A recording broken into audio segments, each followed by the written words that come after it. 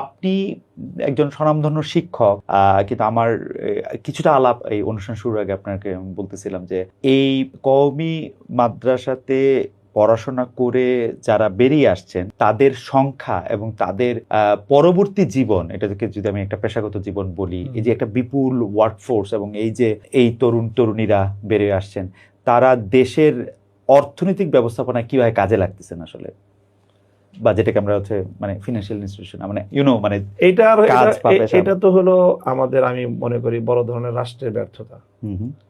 রাষ্ট্রের ব্যর্থতা মানে হলো যে রাষ্ট্র আসলে সমন্বয়ের কোনো উদ্যোগ গ্রহণ করে নাই।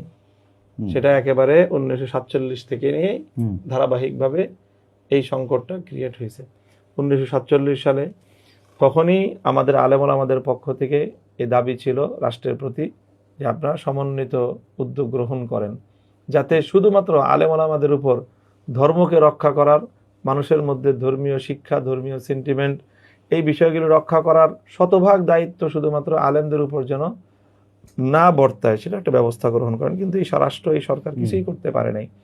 দেখেন, বাংলাদেশের জাতীয় শিক্ষা ব্যবস্থায় প্রাইমারি স্কুলে 5 বছর, হাই স্কুলে 5 বছর, ইন্টারে 2 বছর, 12 বছর, তারপর অনার্সে 4 বছর, 16 বছর, এরপরে আরো 2 বছর, 18 বছর পড়াশোনা করার পরে কোনো একজন শিক্ষার্থী যদি সে না কোনো আলেমের কাছ থেকে মানে পার্টিকুলারলি, এবং সে যদি সুনির্দিষ্টভাবে পড়াশোনা না করে, সে নিদেন বিসমিল্লাহির রহমানির রহিমটাও শুদ্ধ করে উচ্চারণ শিখতে পারে না। তো এই ব্যর্থতা কার? এই ব্যর্থতা রাষ্ট্রের, জাতীয় শিক্ষা ব্যবস্থা। আমরা বলতেছি যে তুমি প্রাইমারি স্কুলে অন্তত একজন কোরআনের শিক্ষক দাও, সেটা দিবে না, দেয় নাই, আজও পর্যন্ত দেয় নাই।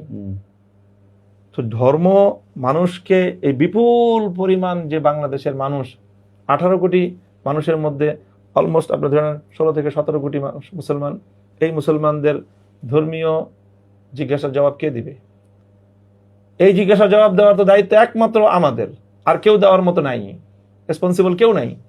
তো আমি যখন এই জবাবটা দিতে হবে আমাকে, তো আমাকে এখান থেকে ইসলামিক এই পরিমাণ পারদর্শী এবং সংখ্যায় এত পরিমাণ তৈরি করতে হয় যে আমার আর কোনো দিকে নজর দেওয়ার সুযোগই নেই।